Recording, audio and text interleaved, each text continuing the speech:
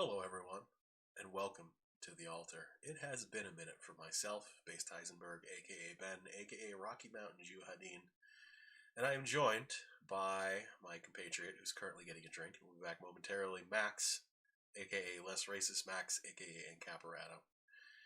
So tonight, Max actually went through a legitimately insightful discussion on it is Frank. Oh shit. Frankie baby, what's up?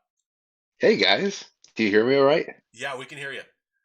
Okay, because I'm trying out these earbuds and I don't know if they come in sounding shitty. You sound like you're coming in from Air Force One. They sound fantastic. Fuck, it's Oh, Frank! It's Frank. Fuck yeah! I saw this happening. I had to be a part of it. You wanted to be a Oh part of yeah, our brother. Orthodox Christmas. Thank you, brother.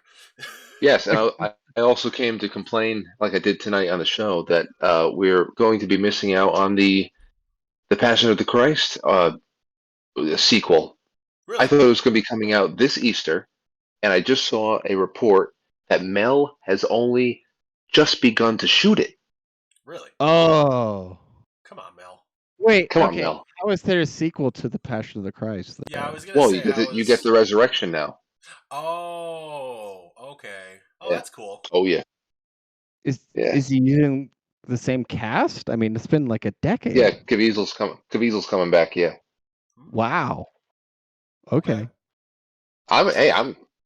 I just thought we had something to look forward to for Easter. I know it's I Orthodox mean, Christmas tonight, but John Wick Okay. 4 is coming out in a couple months.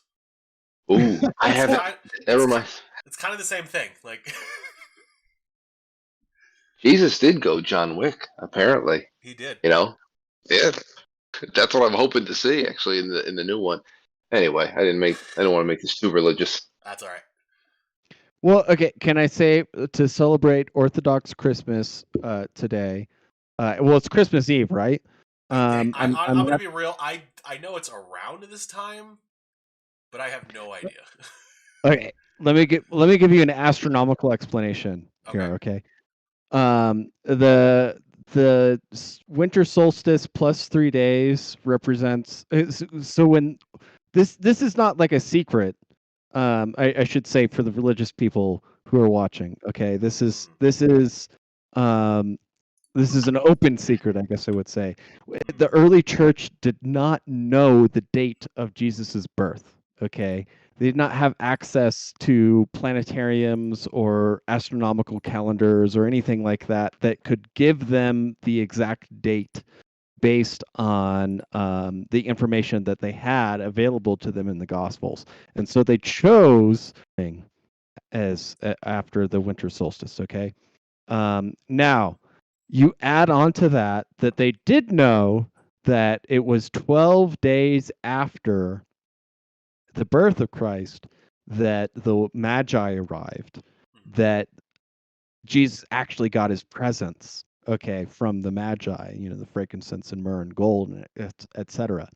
Mm-hmm. Hmm. Okay, and that's where we get the song, the 12 Days of Christmas, right? The 12 Days of Christmas are not from December to December 1st to December 25th, okay? That's not the 12 Days of Christmas. The 12 Days of Christmas are from December 25th to January 6th, which is Correct. when the Magi actually arrived and delivered the presents to the young baby Jesus with his, baby Einsteins and everything like that. It's little Christmas. I just want Yeah. to real quick remark on the irony. So I appreciate everything you're saying. You're explaining Christmas and the holidays to two New York individuals, one who is Catholic and the other who is Jewish. Frank, you Catholic?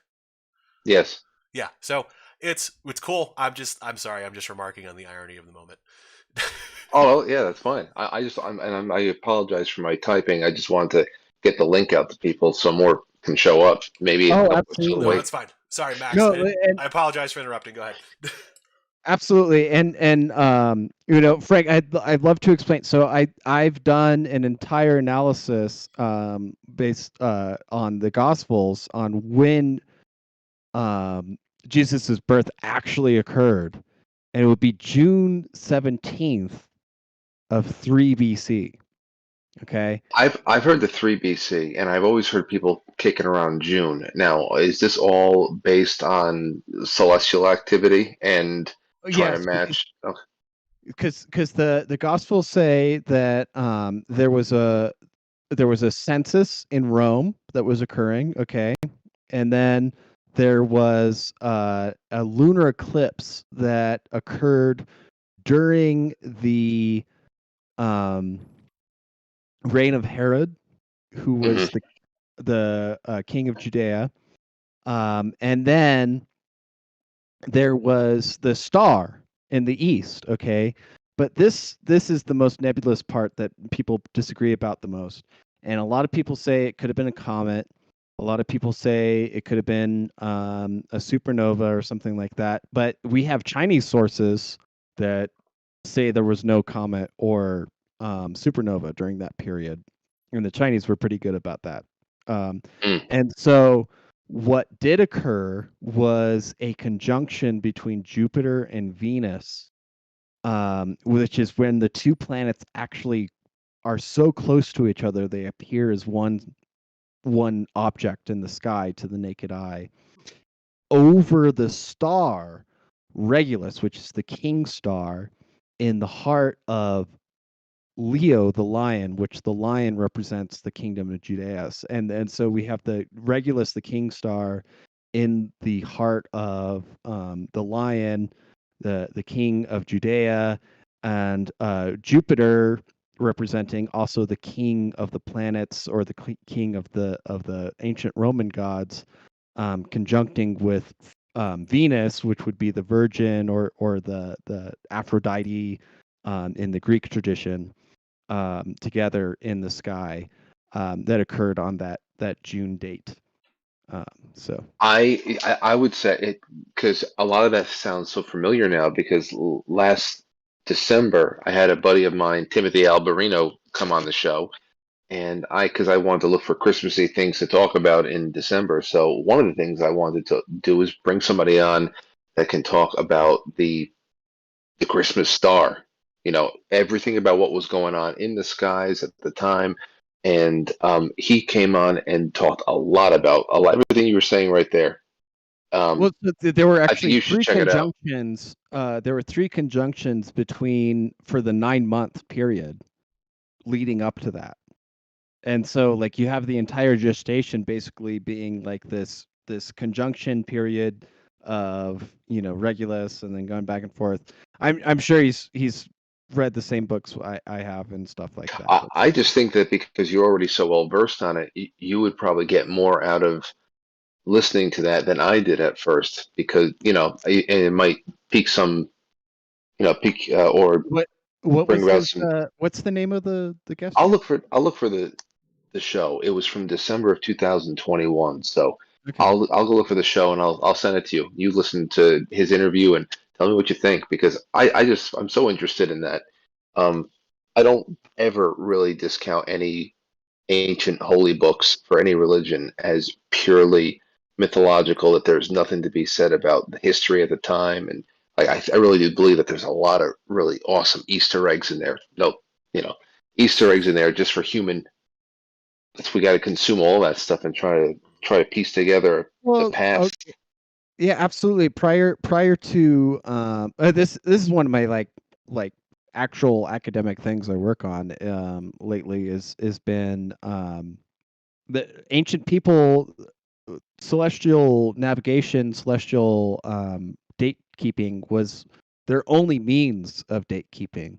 And so noting the equinoxes and the solstices, etc., eclipses and conjunctions was their means of keeping dates. And so that this was important to include in the gospel, that there was a star and etc.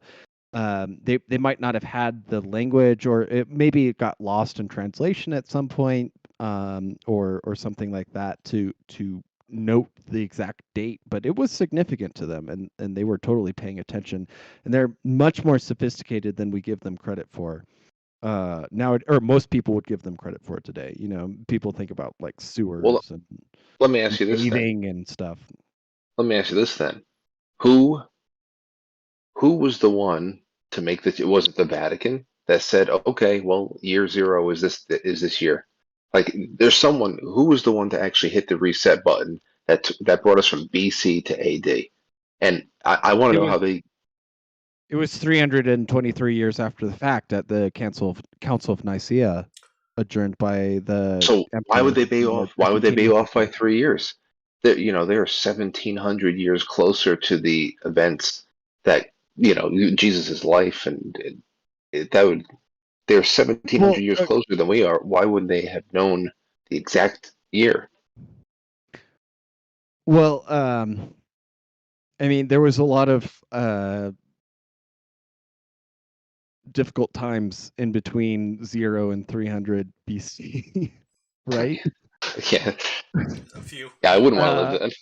I don't want to live and then. and so they were off by 1%, right? Hmm. If you were keeping time by just counting the solstices and you were off by 1 year every 100 years, that's That's pretty not bad. Okay, good. That's not bad. that's actually I can see how that happens. Yeah. Okay. Okay. Yeah, it's like they did the best they could at the time. Only now, contrary to flat earther beliefs, only now do we have like sophisticated enough simulations, and like we have the historical dates of all these eclipses going back for several thousand years at this point, that we can recreate the celestial timing of stuff. We Mm, know that there was a lunar eclipse just prior to Jesus' birth, as visible from the Levant. Contrary to people who've watched the Zeitgeist film on YouTube, Jesus was a real person. He was born. He was died. He was crucified. There's more historical accounts of him than Julius Caesar. And the um, what was I getting at though?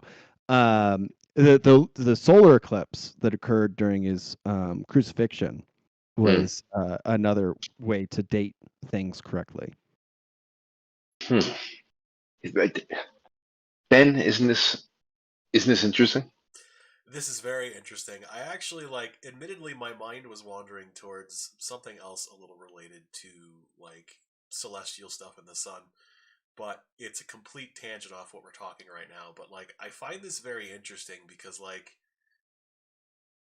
I don't know, the thought just crossed my mind, maybe part of the reason we have so many historical events that were accepted by, if we're going to say, the Council of Nicaea, if they were using celestial charts and information to try to backtrack, it would make sense that so many of these events, I mean, either did truthfully occur around these events, or there's enough collective, I guess, memory stating that it happened around that time, or they remember that happening maybe the same year.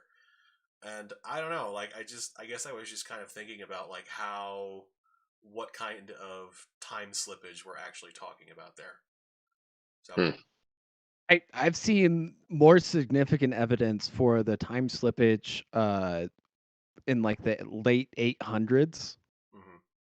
than for like the early Roman Empire, right? There's way more um written evidence during the early Roman Empire than Well, it's there is. because the early Roman Empire was a business, and it was Yeah. business records.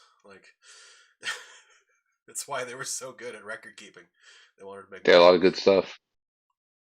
So can I Indeed. say for Orthodox Christmas, I've got my Moscow Mule out, okay? And I've got my made in Russia Kalashnikov out, okay? Yeah, of course you would. I actually have the copper mug. So mine's I've got. Bulgarian, but still Orthodox. I'm the Okay, only one well, that's then that unarmed counts. right now. That's okay, Frank. You just got to escape New York. I have a shotgun. I just don't have that. I'd love one Well, of New those. York New York got some good news, didn't it? Yeah, you guys hold fast. You guys will be free. Really? What's happening? Wait, Well, my the made in Russia scope covers up the writing, but it's made in Russia. hell yeah. So I don't know if you heard, but the red flag laws that were passed in New York were struck down today. I did not know that. Let me go find that link for you. That's terrific. I'll put that in the grab bag for tomorrow night. Oh. Yeah, I read that earlier, and like I was thinking of like topics we could talk about tonight, and like that happened, and I was like, oh, perfect. And while you're getting that, I put into the chat room for both of you guys. But that is the episode. It was December 3rd of last year, and Timothy Alberino came on to talk about the Christmas star. And I'd love for especially Max to let me know what you think about his interview and his breakdown there. But I think everybody would Absolutely. appreciate. Yeah, no, this is the stuff I've been working on lately. Which is it the chat, frankly? No, no, I actually put it into your stream on YouTube. Oh, okay. Yeah, Yeah, yeah, right yeah. on. Yeah, that one. Nice. All So right, I'll check that out. But no, there we go. I've been doing a lot of archaeoastronomy things lately. Um, doing some photography around the American West, um, Native American sites that are astronomically significant, etc. But Have you ever found any treasure? treasure. Yeah, have you got well, especially you, Max, because you're a little bit more of like a mountain man these days.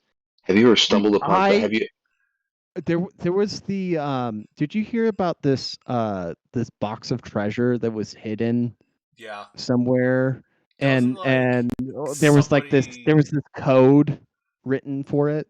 I think so. I don't Doesn't know. somebody do that? Like there are multiple of those like every year. Like I feel like every spring it's like, oh, there's a new box of treasure somebody hid.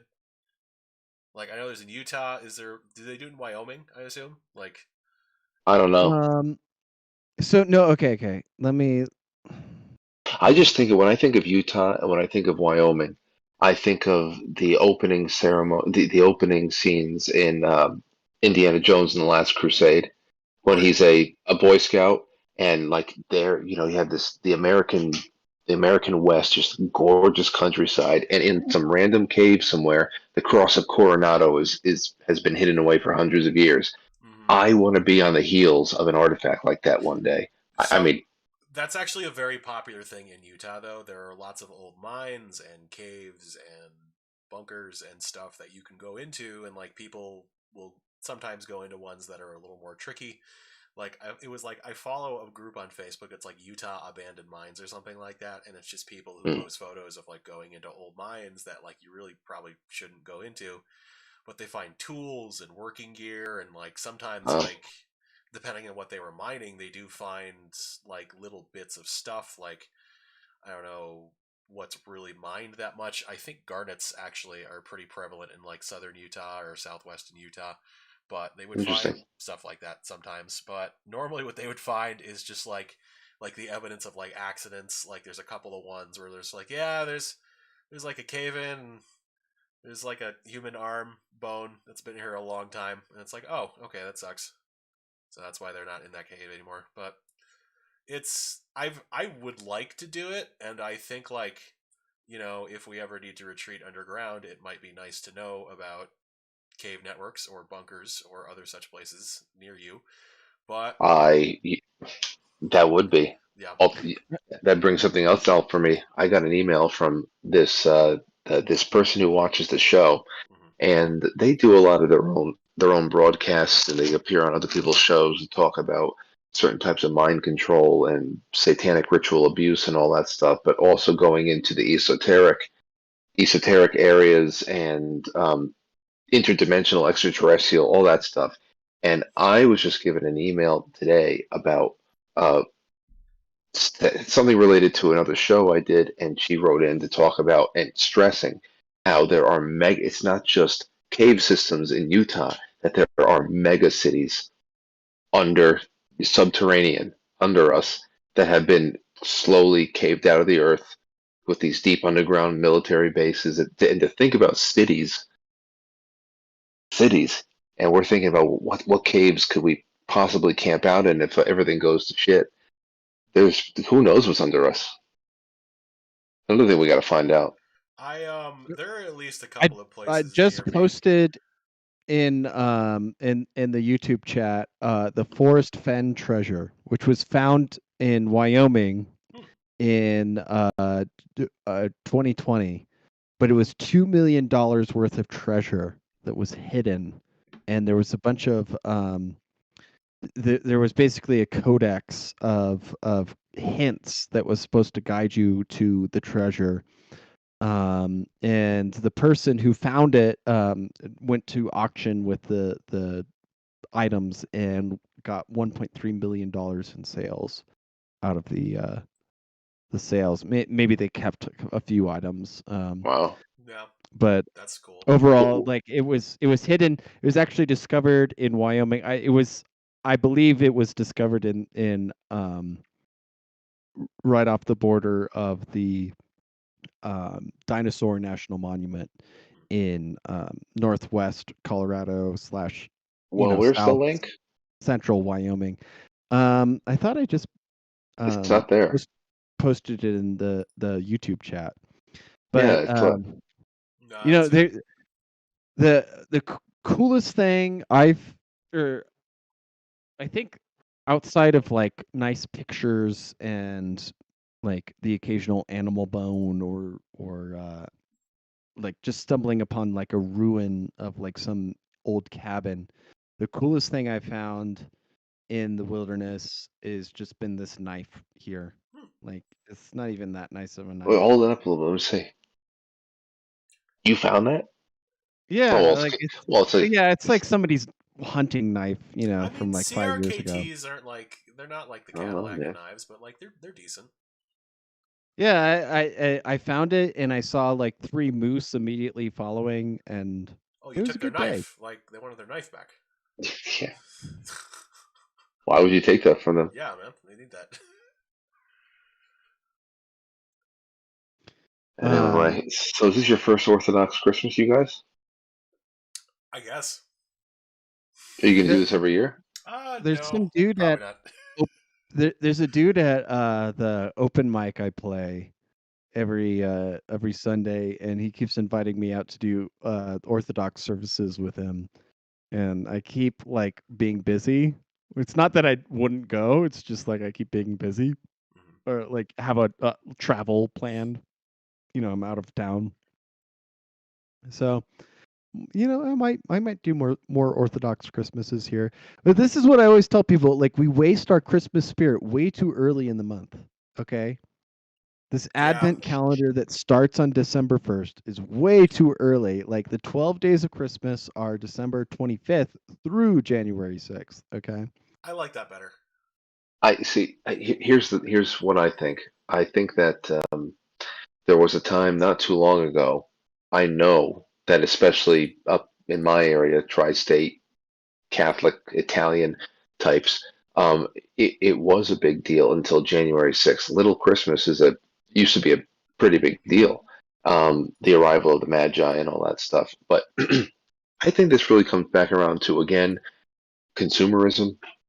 I think that we have just like busted the the most devastating nut ever, like a devastating nut, because the consumerism focused all of its power on the build up to the 25th for so many years. This toxic kind of preyed upon economic Christmas that has nothing to do with the real reason why people would celebrate a religious holiday, no matter what the religion is.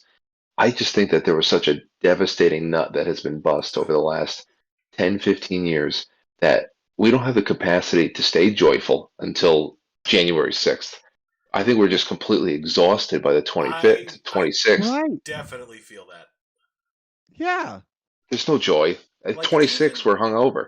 even when I wasn't working fucking 10-hour days every day since like Thanksgiving, like I definitely felt like everybody like I don't mind listening to Christmas music a little early or putting up decorations a little early, but like there's all of this like heaviness to the holiday that starts literally right after Thanksgiving. Like it's Not even tied. Thanksgiving. It's Halloween. Actually, no, yeah. If you work retail, they started playing That's Christmas music November 1st. So that's why that's what's fucking ruined us is that they've started fucking like, oh, immediately following Halloween, we're doing Christmas. And it's like, no, there's Thanksgiving in between. Yeah. There's a whole Charlie Brown special that we could celebrate, and there's music and Yeah. there's Indians and we can do our own thing for just another month before we fully settle into Christmas, right? Yeah. I remember they had this year they had brought out all of in Michael's, the arts and crafts store around here. It was 2 weeks before Halloween. All the Halloween stuff and the Thanksgiving stuff were on clearance, and they were already selling Christmas trees. I said to myself, okay, well, I understand that November 1st everybody kicks it into gear, but you have two. I mean, they put all of the Halloween candy on clearance 2 weeks before Halloween. So wait a second, you in the 90s or something, you're putting that on clearance the day after Halloween, the day before, last minute. You want to Yeah. just get it all out of here. It's just so crazy. I don't know how far behind people are, but they don't even savor that there's a Thanksgiving in the middle of that. There's no savoring anything anymore. It's just it's exhausting. It really is. Yeah, the amount of consumerism, and there was a post earlier on Tumblr that I think Yim had done up that was about the Z generation, the Zoomer generation, having just this like leftist communist aesthetic to their entire lives. But also a And heavily consumerist slant. Yeah, I saw the same post. Let me see if I can find it. yeah, I'm trying to scroll down for it right now because I reblogged it as soon as I saw it.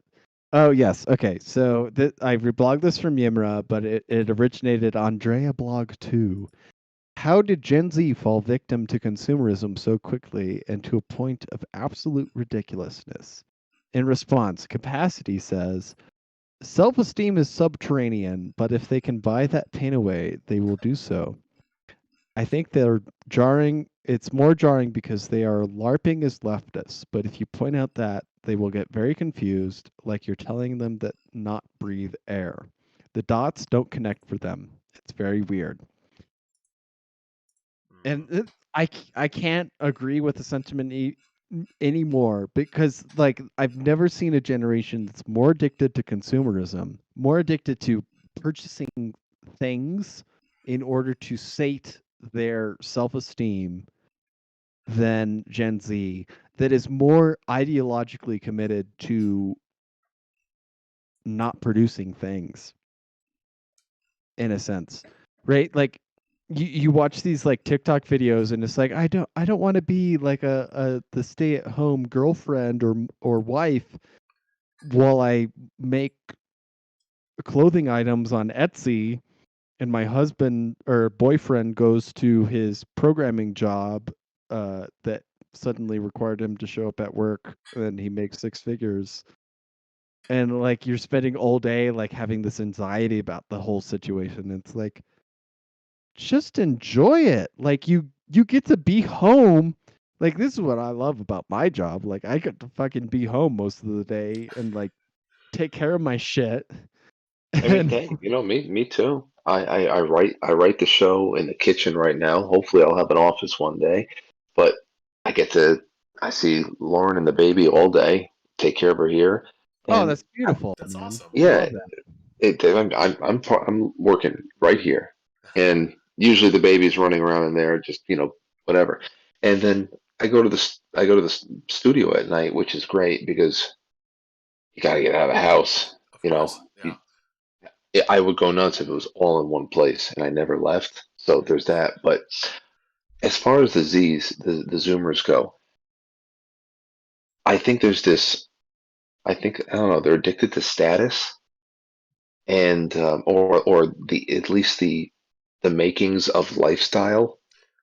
There's That's never the before been such a medium, I guess you could say, where you could deliver your status to other people and show it off. Like back in the And day, that's you could just really flaunt it. status, but it was like a small group of people you knew during the day. Now it's everybody. And Everybody can see it. on top of that, add in this I hate to say this because like it's one of the things that will get this YouTube channel taken down or get a strike against it. But the gender ideology about it all. Like you watch like these TikToks where it's like, "Oh, I'm so androgynous." Either side, it can be male or female, and it's just like people have been doing this for 50 years. Like there were dudes in my high school wearing makeup or eyeliner and stuff like that. There were girls wearing jeans and playing sports. It's absolutely not an indication that you need to get surgery to No, remove your genitals. I know. Sorry if I am gonna get the fucking channel canceled for that No, shit. listen, But I have like, said worse stuff, man. Come on. No, you're not for that. I mean, my openings are terrible. It's when it comes to this stuff. Like, here's where the delusion really goes. And I guess whenever you talk about Generation Z political trends, it really is. It's all oxymoronic. Just like the concept of the anarcho-communist. What are you talking about? You're what is that? How can you even? But it doesn't compute. And I think it's just as far as the gender stuff. I don't know how I guess we're supposed to believe that over the last 10 to 12 years, we, that's the point where humanity went into a really quick evolution. Like all of a sudden we grew a tail in 10 years. Apparently, it takes thousands of years for us to lose tails, to lose appendages, but it took us just 10 years for there to be so much more to male and female than we ever knew. Yeah. It's like, how did that happen in 10 years? But these are the same people who tell you to follow the science for everything else. Mm-hmm. That doesn't make any sense. And it's very confusing. And of course, as you guys know, they're only ever taught that if you are to the right of like John Kerry, then you're a literal Nazi. And that when you are in school now, all you're ever taught is that the most noble thing to do is to be progressive. And if things are not working out, if inflation is high and if everybody's miserable and just things are going in the shitter, if things are going wrong, it can't be the progressivism because that's anything else to the right of that is Nazism.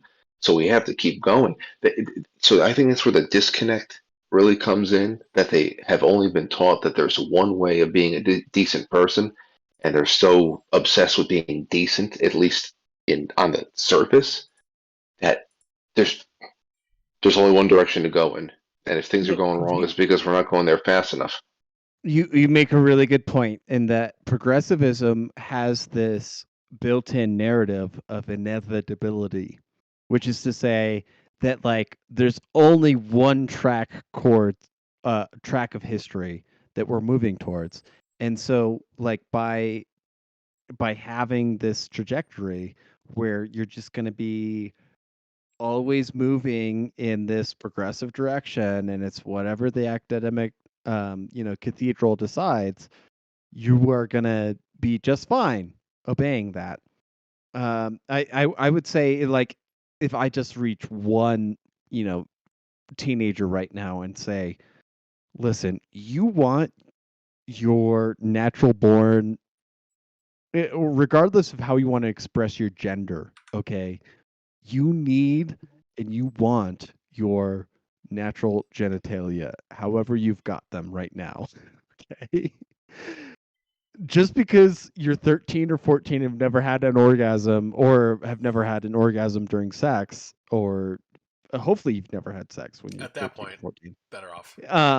But please save your chemical castration from puberty blockers. Luton Save on. your surgical castration from sex change operations until you are a full adult and you know what you're getting out of those things, because your body's telling you something. And just because you're in a really confused state right now, I mean, there was somebody saying, like, this is the Gucci purse of middle class white moms, basically, is to have a transgender child. Yeah. Um, I know. which This is what I don't understand though, because like there's been long established and documented cases of like instances of children that for whatever reason have had issues during puberty where things don't turn on or don't develop like they should. And like every time the conclusion is, once something during puberty is stopped that is supposed to keep going, you can't just start it back up after the fact. It doesn't work that way. If it does have any sort of like for example, growth plates in your bones, which usually for boys and girls will start at different ages. I think girls actually start getting taller like younger. think of your fucking rib cage and your Yeah, spine and your organs, your exactly. heart and your lungs You and are your not liver. developing. You can't pause that. Like when that happens, that's not like, oh, this just happens and like that person like is fine. Like they're not. They have severe disabilities. And like the fact that like people really honestly think you can just pause that with like a drug or surgery and Well, undo it I later, think I it's think like, people are they're most mistaken in thinking that you can pause the development of selective parts of your body, as you yeah, like you're saying. exactly, You want to stop your dick and your balls from dropping and growing and all that shit. But what you're really doing is affecting the way that your organs develop. Like hey, you guys are bone development. It's everything. You're just dousing the entire body with hormones, and you can't selectively enforce where the stopping is. yeah, So the interruption, I No, should say. I mean, we can have a big discussion. I think it's worthy, and or maybe it's not worthy. It is a discussion that can happen as to how our society can deal with people who choose not to identify and choose to bend gender, social uh, identifications towards each other. But harming and deleting and pausing the natural development of your body and the hormonal progression that you experience during adolescence as a human being is one of the most, I can't think of a more harmful interference in a human's growth. I literally am trying to imagine, like, I hate circumcision, and I think circumcision is horrible and should be outlawed. Um, but like I don't think that is as harmful as gender reassignment Oh or well, yeah. puberty yeah, blockers or I anything mean, like that, right? you can't compare the removing of a little foreskin to just ruining. I mean, you're just sterilizing a person.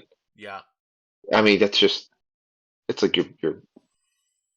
I don't know. I do think one plays into into the other. I think conservatives need to have a really honest retrospection about the fact that they're so okay with modifying the genitals of all males, in the aspect of circumcision, hmm, and saying that they're not okay with modifying the genitals of other children because they identify as the opposite sex. They need to have an honest conversation and say, I hope they will identify at the end that they say, no, we need to not modify the genitals of children, period.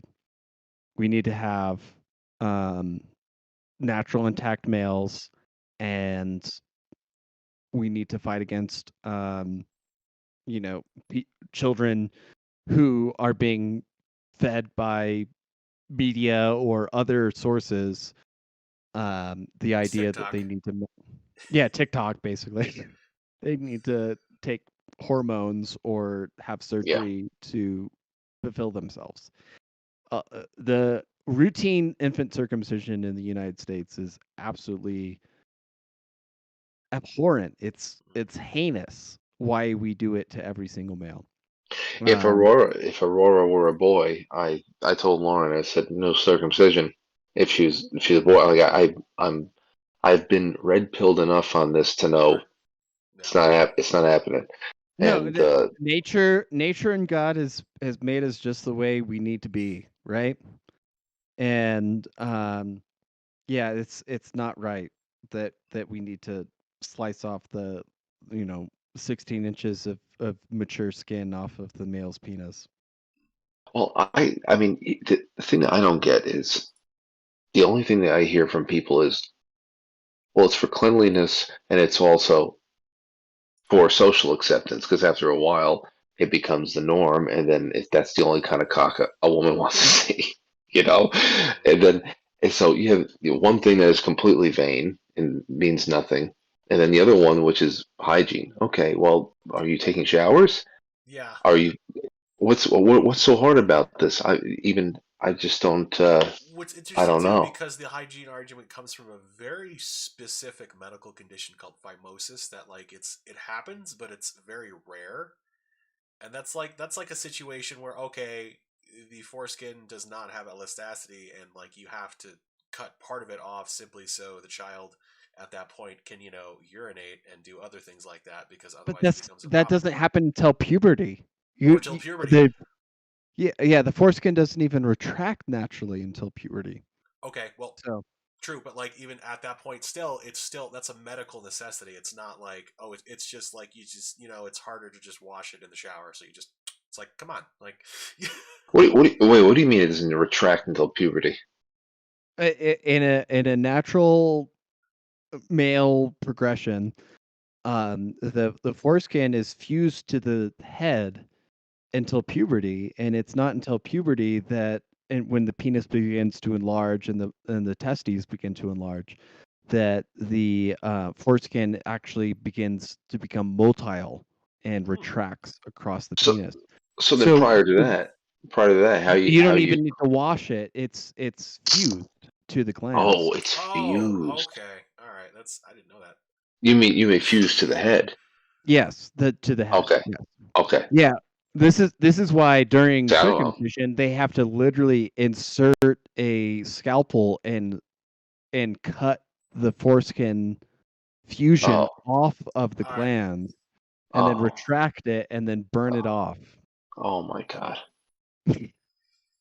Oh my This God. this is why I say like okay, yeah, I was talking to my girlfriend tonight. We were talking about we were watching a video about like why are epic historical movies retreating in popularity, and the person used The Last Duel as their example of like a not well performing historical epic movie, and I'm like, there's 3 rape scenes in the fucking film. Like, of course, people don't want to watch that film. I will say like But it was a good film. It's a well crafted film. But I will say it was one of the most difficult films to watch. I've I like actually got to give a quick shout out to Lawrence of Arabia there, which is a fantastic movie that I love, but like there's a good at least no, half hour scene. that's from the 50s, right? Yeah, I think so. Yeah. We're talking different time period, or because no, that is an older one, like a classic one. But I just meant there is a 20 or 30 minute scene in that movie where he is like sexually abused by Ottomans or Turks or something like that. Really? Yeah, I 100. I was, percent I've never seen the full thing. I so It's like it's I be- hadn't either until like a couple of years ago, and I was just like, it might have been only like 15 minutes, and like honestly, like it was for the 50s, it was like you know censored, like nobody really got naked or anything like that, but it was definitely like they were definitely like, oh, we got ourselves a white boy, like, and it was like at least it was a decent chunk of the movie towards the end that he has to deal with this, and it's like, oh, okay, maybe that's is why I've is never seen it made in before. is made in 62. Okay. Okay, I guess I need to watch the full version. But I will say, like, that as like a male trial versus like a female like abuse when it's like supposed to be a character that you sympathize with. Or I guess it is rated PG for 1962. I'm looking at right now. It's I'd have to watch it to see the difference between the two, but like watching like a full on medieval rape scene in The Last Duel is significantly difficult for most viewers. Oh yeah. I haven't seen this.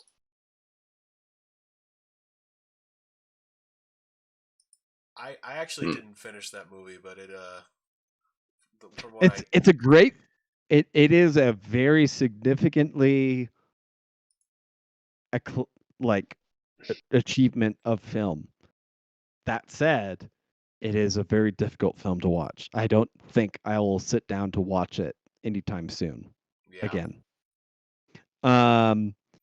But like historical dramas have fallen out of favor, or historical epics have fallen out of favor. What do you guys think about Apocalypto? Very good movie. Oh, I love that film. Very good movie. I have to watch that again soon. But some of that is hard to watch too. It's very difficult. The human sacrifice scene was rough.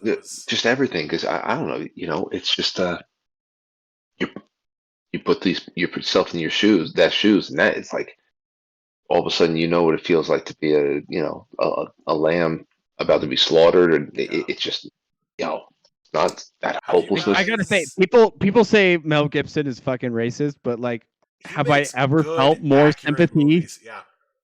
Have I ever felt more sympathy for like like a mestizo person or anything like that? Like I put like you immediately feel like you're that person, right? Like I couldn't imagine being more in that mindset.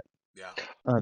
Or the stoicism of the elder men in his tribe that obviously don't make it very far into the film, but the stoicism in the face of death and uncertainty, and it's so I think that's the most intriguing thing when I watch period pieces like that. How death was just walking through another door, like you would walk into your kitchen. Yeah. There was nothing really frightening about it. I wish I had more of a comfortable relationship with death like that. That I would walk through life like okay, so we should get to the episode's topic for the night, which is the Christmas truce, the Orthodox Christmas truce, right? Which is to say that Ukraine's not obliged the Christmas truce, but that is interesting. So the Russians I saw that the Russians have offered it. The Russians have offered it, and there was like the White House, I think, came out today and said like they told the Ukrainians not to accept it because it was a ruse and the Russians would use it to attack. And it's like, historically, that's not been the case with European conflicts. No. Like it's pretty much agreed upon that like Christmas is like timeout. It's unbelievable. Okay, if you want one of the only films that's ever made me like bawl is Joyous Noya. The and it's a mostly French film about the Christmas truce in World War I in 1914. And I absolutely love that film because what it goes through is the entire progressive status pentagram, which is the soldiers all start in school and they're reciting. The opening scene of the film is that all the young children reciting how the Germans or the French or the English are these monsters who just want to conquer the world and hate human decency and all this stuff. And you get to the actual truths, and it's the soldiers just singing the same song together. It's just that they got to sing. They're sitting in the trenches. They're cold. They're covered in mud. They're rotting as they sit, and they just sing the same song together. It's different words, but it's the same melody of Silent Night. Mm-hmm. And they realize that they're just brothers, and the retribution, if you ever needed to know what war is really about, and I'm just so, I hate this so much. It's just that they had to literally split up all of the units. They had to scramble them, and they had to decimate some of them. They had to literally try them and convict them and execute them for fraternizing with the enemy, for getting up and celebrating the common heritage of peace and love and fraternity that is Christmas. I like there's no movie that there's no film, Joyous Noel, if you guys want to watch it. There's no story. I can't even read it or think about it without starting to cry. Have Just you ever? these I have men to that see this. were herded from birth like sheep through the system to kill each other, and then they're there on the battlefield earning the glory that they thought they would get, and they realize that they have nothing but the basic things in common with Yeah, the people they're trying to kill. I love it. yeah. I mean, And that's it's that was true everywhere. It's true everywhere. absolutely. You know, I have not seen that movie in particular, but I love the story of the Christmas truce, obviously, and every there's usually one show every December that I'll end by playing the Salisbury commercial. You ever see that one? It pretty much squeezes down Oh, the they story. start playing football, soccer. Well, it squeezes down the entire story into like a 2 minute commercial, and it's Christmas Eve. Both sides hear the singing. They're both singing the Silent Night between German and English, and you just hear this big. They're all singing together from their own trenches, and then the next day the little white flag goes up. One person surrenders themselves, another one does. Then they meet in the middle, start playing. They have their day. People are shaving each other. Obviously, they're tending to the wounded and the dead and all that stuff. And then, as you said, talking about who's home waiting for them. They have a faith in common. They have blood in common, really, if you go back far enough.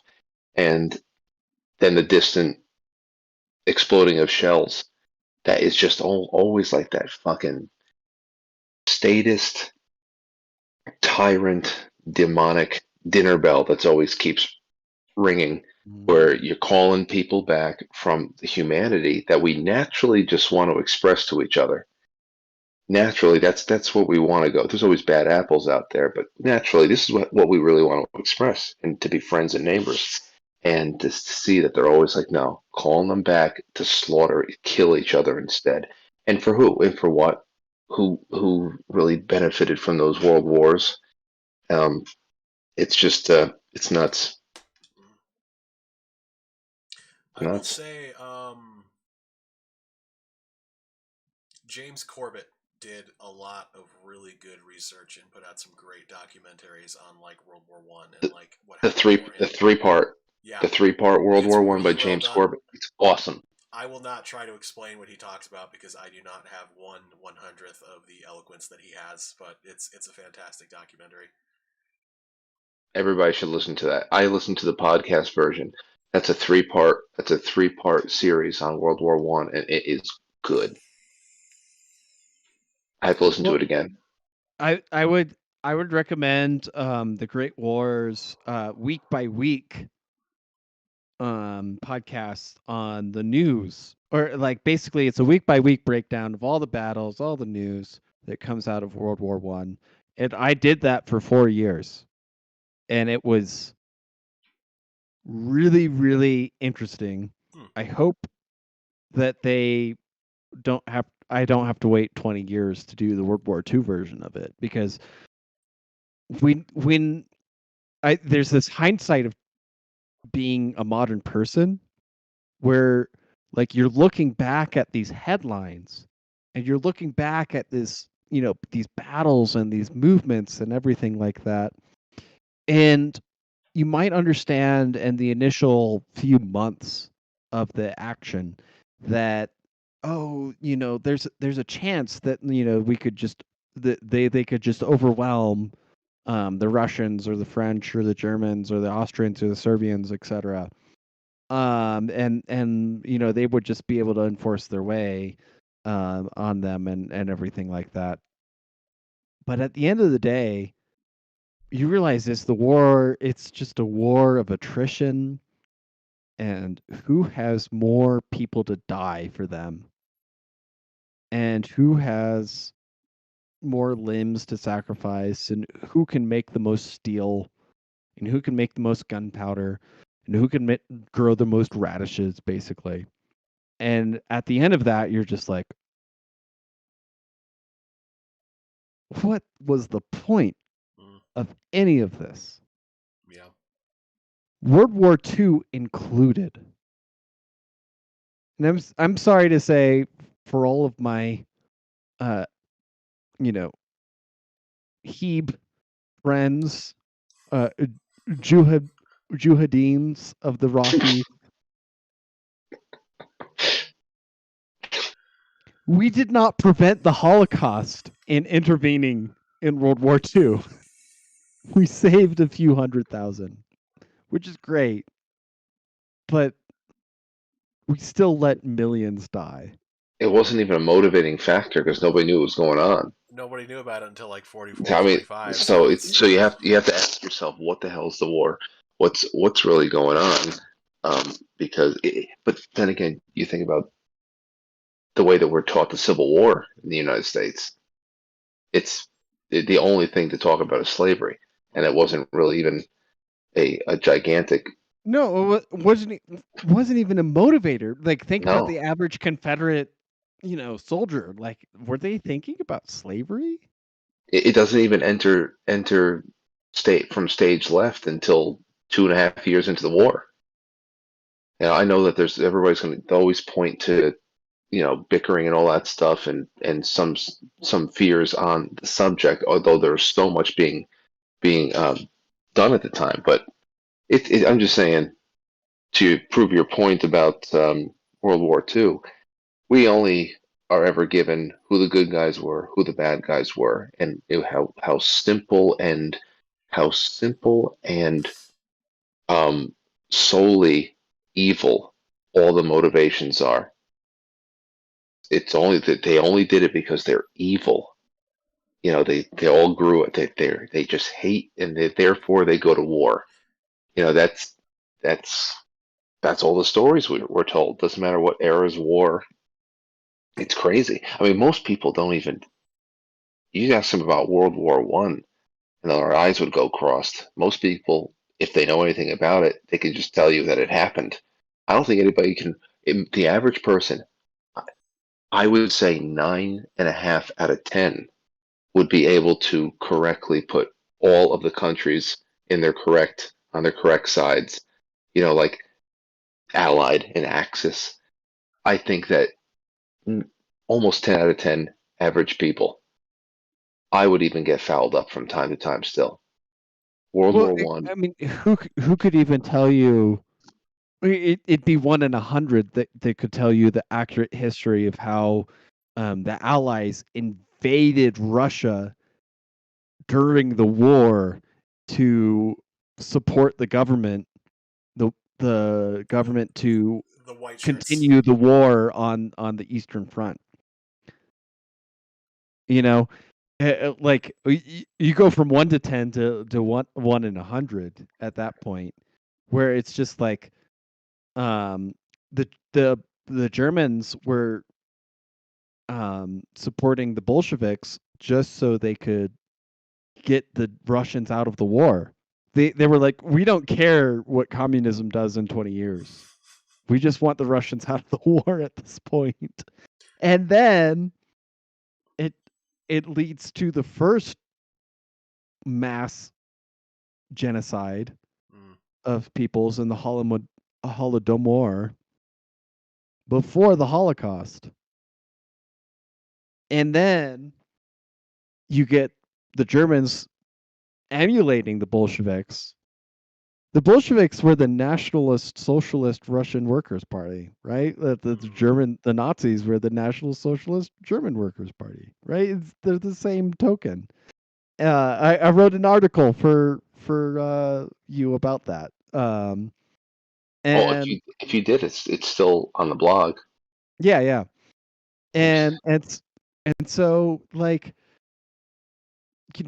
these movements that like it's just some desperate imperial government trying to prop up some ideological opposition to their opposition, basically. And here we get 70 million deaths out of it, if you include China and Laos and Cambodia and stuff like that. I think it's like a Norm Macdonald joke he made once where he was like, history is written by the victors, and isn't it just really lucky that the good guys won like every time? I'm really glad that happened.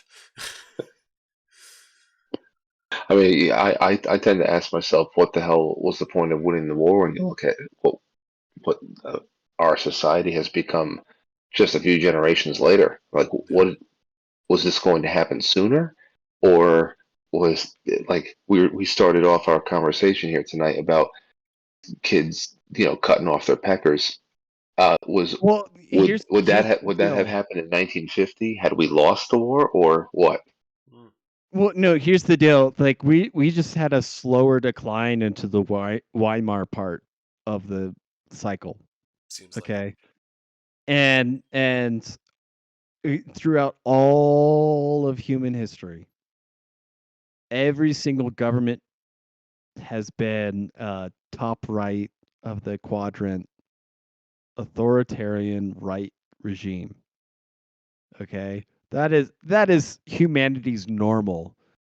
Getting a center right regime like we might have in the US right now is exceedingly rare. Getting a center left regime I don't think has ever existed.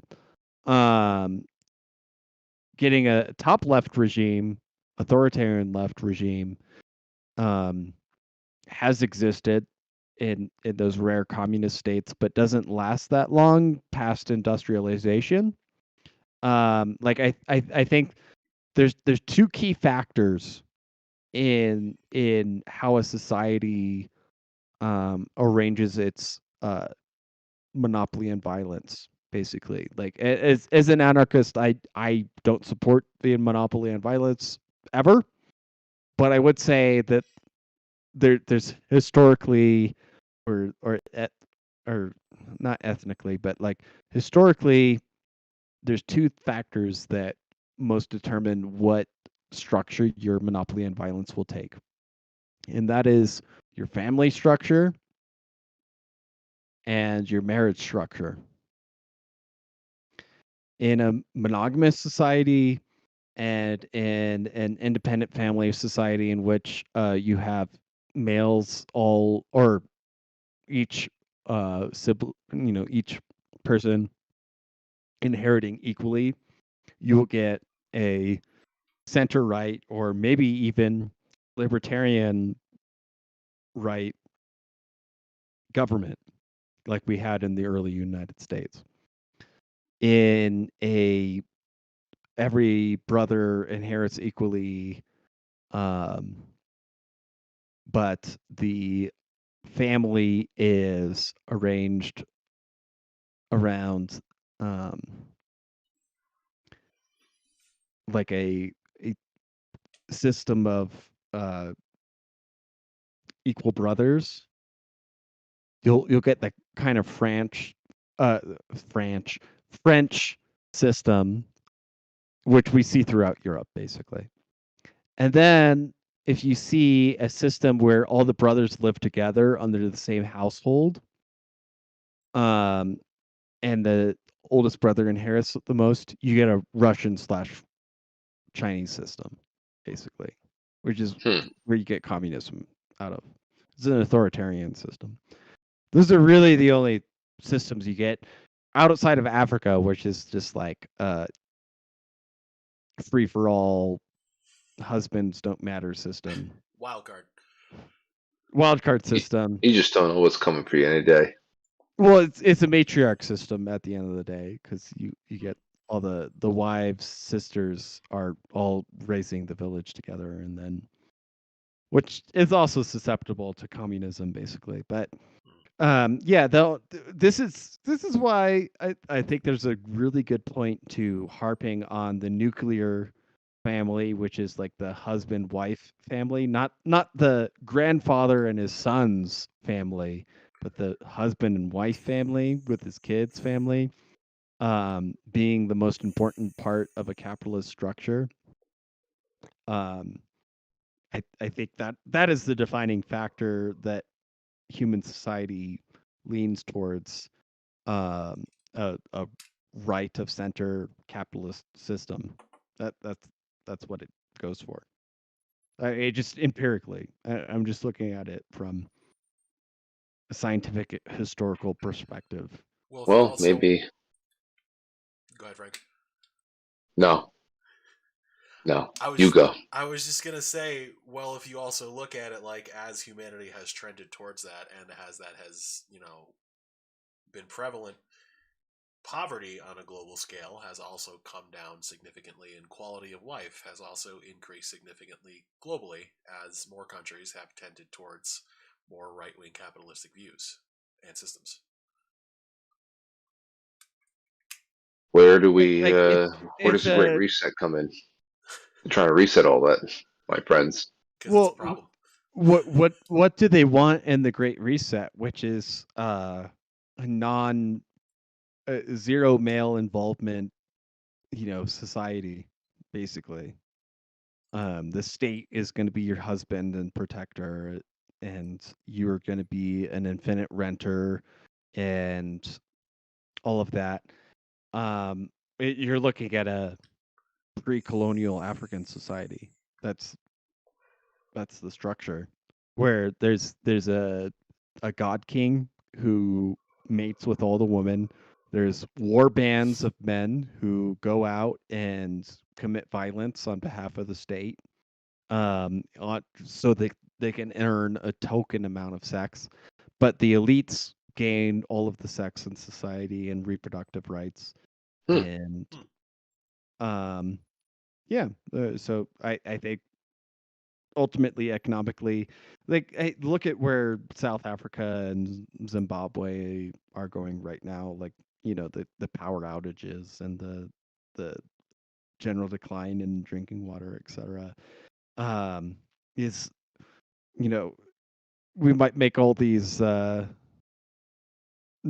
PC jokes about stuff like that, but it's really comes down to economic structure and family structure, where people are not incentivized to maintain or advance their own personal gain. Like, you need young males invested in society outside of being war bands. That's what monogamous, sex culture creates. I don't know how else to phrase it. I don't know. I'm with you on that one. I mean, I learned a lot, but I agree just fundamentally that that's a basis. I mean, whenever you have somebody like a communist regime or whatever that comes into a country, that's why the first thing they do is kill the family and kill faith. They always go after the church, and they always go after pitting families against each other, and even dividing people by race. Or, I mean, commies usually just, and I know that's in itself is a red herring, but those who ascribe communism or subscribe to it, it's always just about opening up old wounds and like being that toxic friend in a circle of friends that tries to get everybody to hate each other. So it's, I mean, the family is fundamental. If you're going to destroy an entire nation or capture it, then you've got to get rid of that family unit because then there's no loyalties. I gotta iterate though that like not every culture has the same family structure that we've had in the Anglo West. We are weird. We are Western educated, um, independent. Um, I forget what the other acronyms parts mean, but like we're weird compared to the rest of the world, which is like you got to look at it just like the English and American Empire took over the world for a reason. Um, we're the most economically successful part of the world for a reason, and I think it comes down to our family structure. It's radically different compared to even the French. You um, the only other cultures that share remotely the Anglo family structure are like the Scottish and Germans and Norwegians, basically. The Russians, what Um, are the Russians like? Russians are an authoritarian structure where all the sons live with the father, and their wives live in the grandfather's household, basically, Wow, up until the and communist revolution. that's interesting. Um, boys, I'm glad I got to spend this time with you, but I have to do some end of the day stuff, and you have been fantastic company. So, you man, Um, Merry Christmas. Merry Merry Christmas. Christmas. All right, talk to you soon. Happy New Year. Happy Happy New New Year. Year. That was I nice got to seeing pee Frank. so bad, my No, I man. got you, I man. I love think we Frank. should. Yeah, no, I was gonna say we should probably call it. It's been a great episode, but we're coming up on an hour and a half. So yeah, everybody watching, I think the one thing we don't normally get too serious here, but if there is any possibility of a truce in Ukraine between Russia and Ukraine over Orthodox Christmas, I think that's a future we would all like to manifest. So I think that's what we should think about. So, from myself, Based Heisenberg, aka Rocky Mountain Jew Hadin, and Max, aka Incaparetto, stay safe and Merry Christmas. And taxations. Taxation is theft.